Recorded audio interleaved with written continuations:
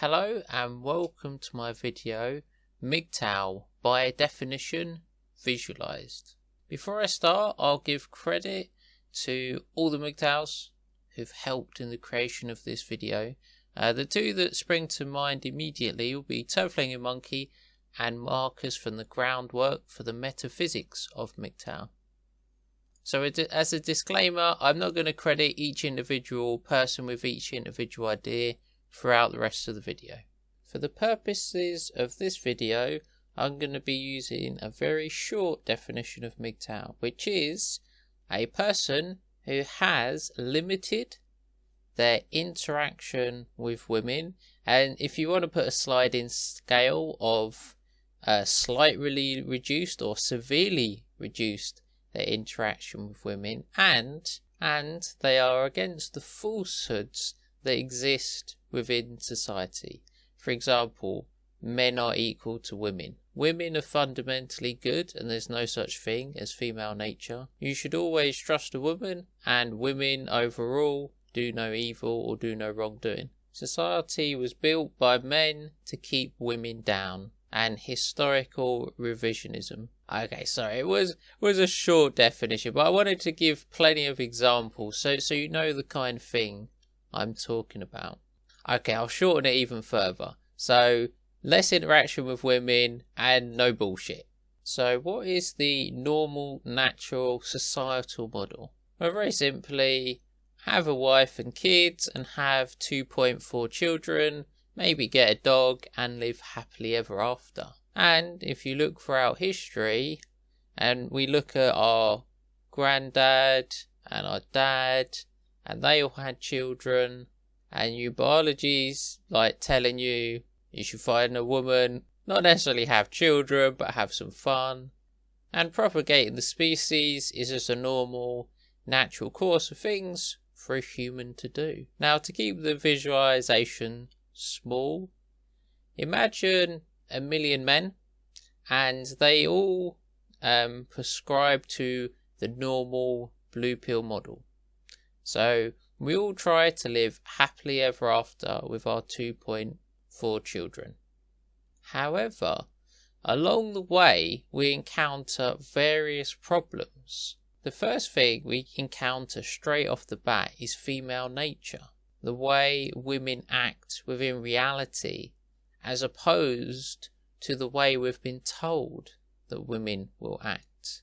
For example, if you're the breadwinner and you go out and you do a hard day's work, and then you get in and the woman is indifferent or ungrateful, and you're thinking, I wonder if this was the case in my granddad's generation when significantly less women worked. And you'd have to answer, well, obviously not the case. And because the man was the breadwinner, women, surprisingly enough, were grateful, because otherwise they wouldn't have had any money to eat. And this then provided the illusion that women had a good nature. Because what we see now is basically they were not biting the hand that fed them. And now they do have the opportunity to earn their own money or bite the hand that feeds them, and they act exactly how you would expect them to. Now I will gloss over the next point. So the next topic is the family court bias. So the whole system is giving men all the responsibilities and none of the rewards, and you have to pay out for kids that sometimes aren't even yours, and various other bullshit. And again, this is just an observable reality that may or may not have happened to you, and you can read the statistics for yourself. You probably know quite a few people this has already happened to. To throw in a quick anecdote to explain this point, I remember watching a video from an Englishman who came back from touring in Iraq, and he went through the family court, and he stated that having his children taken away from him was significantly worse than going to war for the last 8 years. Upon hearing this statement, I then had a little look and I thought, was this a isolated case, Or is there thousands of cases that are similar?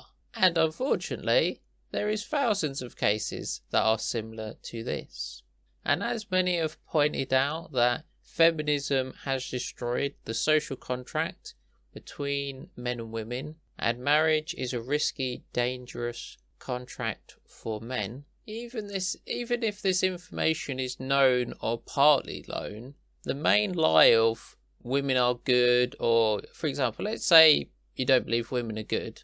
However, the woman that you love, you believe is good, or she has good character and good intentions, and she would never screw you over.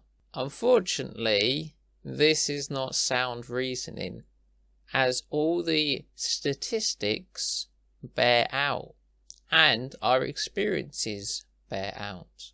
Okay, so let me quickly go back around. So MGTOW by definition. So these are men reaching these conclusions completely independent, using their own experience and observations about reality. Now, this in science is called consilience, where basically multiple independent people provide evidence and they all reach the same conclusion. For example, let's just take a simple one.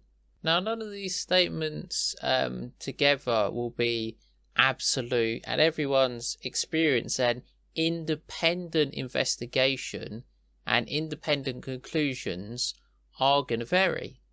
However, MGTOW is the significant overlaps of reality. So, for example, men are not equal to women. Female nature exists. Can you realistically live the blue pill dream? Have a wife and 2.4 children? What is the likelihood?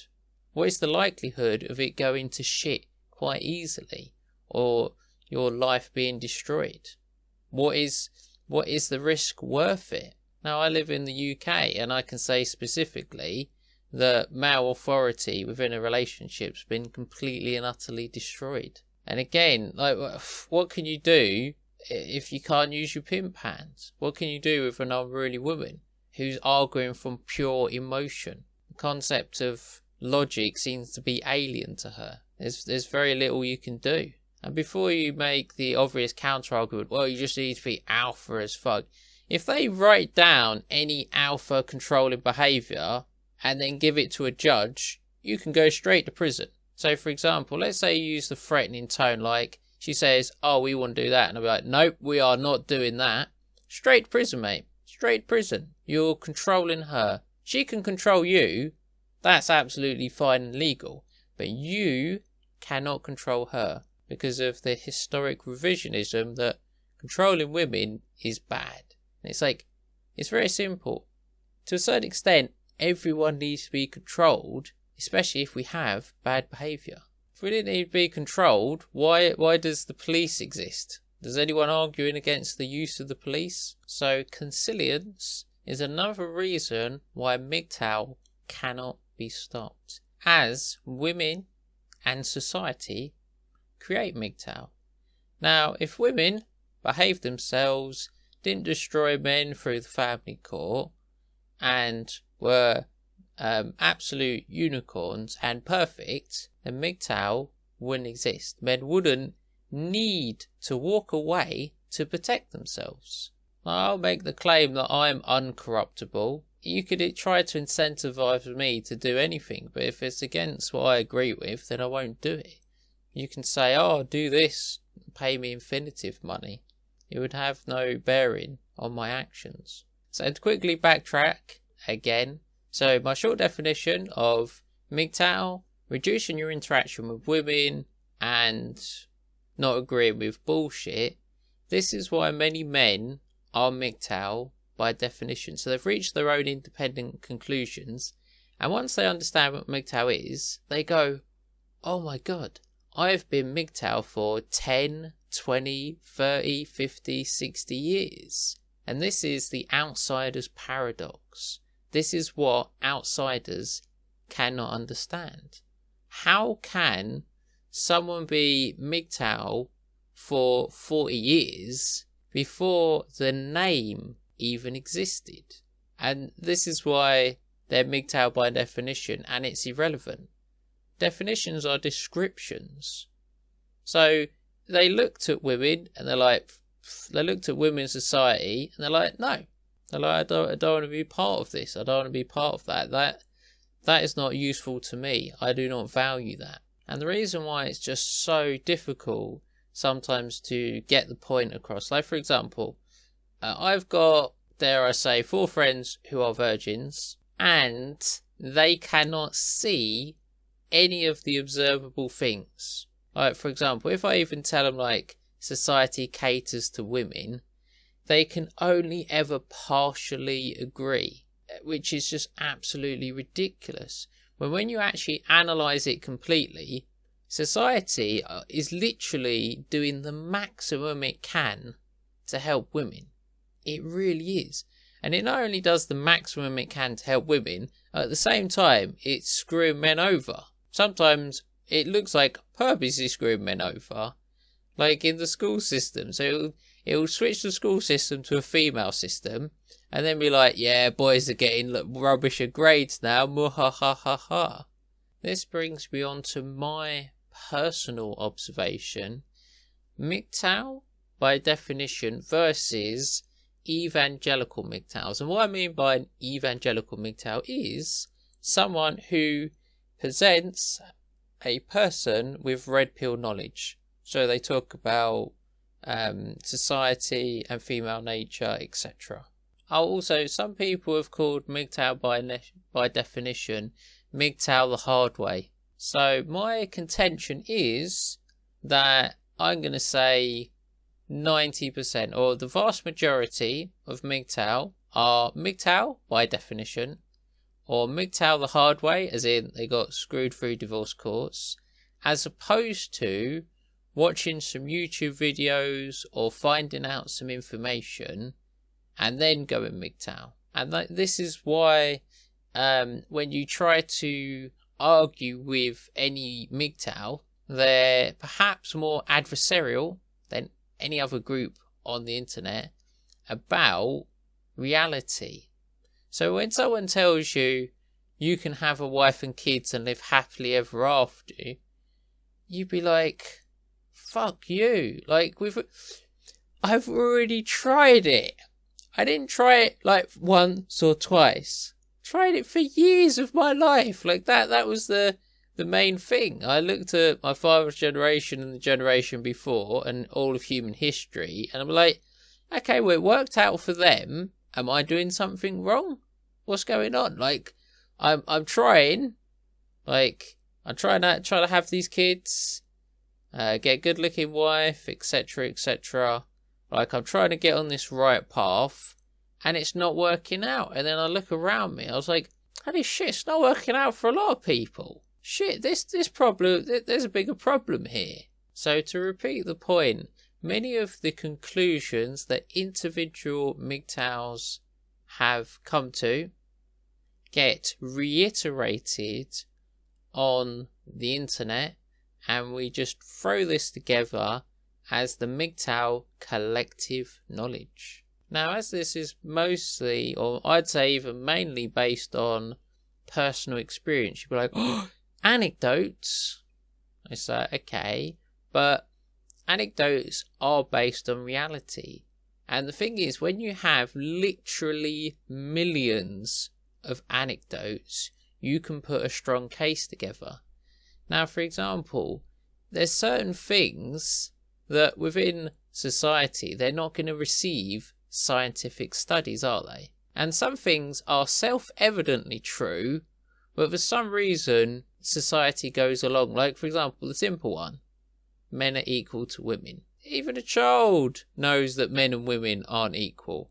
But we're told this bullshit and we have to follow this bullshit, otherwise we get reprimanded. The other outsider's paradox is, how can you be going your own way if you have reached the same conclusions? Now again, the reason why this is a paradox to the outsider is because it's based on reality, that everyone has a starting point. So to make things simple, let's say the starting point for an atheist is you don't believe in religion. So that would be your starting point. So the starting point for MGTOW would be to base your opinions on observable reality. So your starting point is you're restricting your interaction with women and you're not happy with the bullshit of society. That's a fundamental starting position. So you do have to have some base thing in common. And this is why the outsider, because they don't agree with this common position, they can't understand the whole. They can't understand how one MGTOW will do this, one MGTOW will say this. And they're like, what? These are different. These are completely opposing views. This experience is completely counter to this experience. And how can they all be MGTOW? Thank you for listening, watching, and goodbye.